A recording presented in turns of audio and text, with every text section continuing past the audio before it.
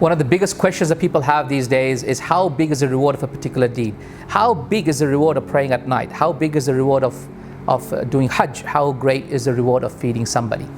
And from my understanding, and what I have read about the Quran and Sunnah, and the number of times Allah Azza wa Jal tells us to feed the poor in the Quran, it is my understanding that feeding the poor is greater than even Nafal Hajj.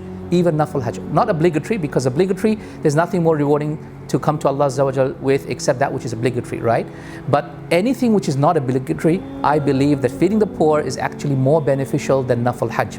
In fact, we find that Ummul Masakin, and that is Aisha radiallahu ta'ala anha, it was reported that she used to love to feed the poor so much that she was one day moving her mattress that she used to lie on, and on the side she found one single grape, which had become half a raisin, almost, because it was dead and dying when from the heat of Medina. So it was half a grape, can you believe it?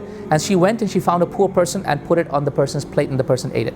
And so it was at that point that the servant of Aisha radiallahu ta'ala anha said, "Ya Ummul Mu'mineen, it's just a grape, it's just one grape, and it's also gone off."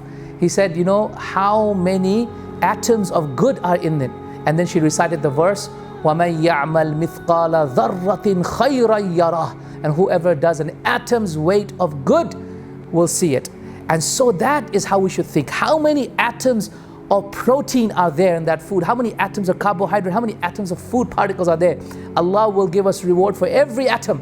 And so may Allah Azza wa Jal make it unbelievable number of atoms in that food that we're giving away, and may that be in our book of deeds on the Day of Judgment. And that is the way to look at it. How many atoms weight of good are in it? Do you see how she did not belittle even one grape?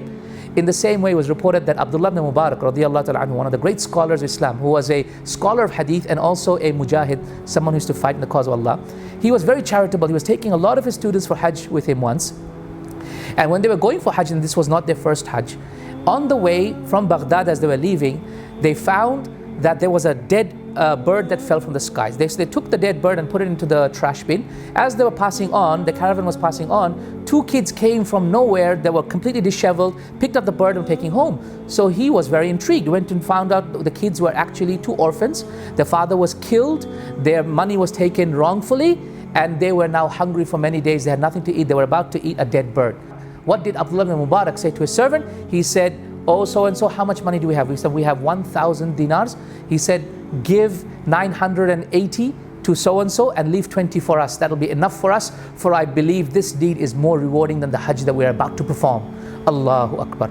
My brothers and sisters in Islam, he who runs to look after the poor and looks after their needs is like the person fighting in the cause of Allah. Attain the status of a mujahid by looking after the poor in the month of Ramadan and beyond.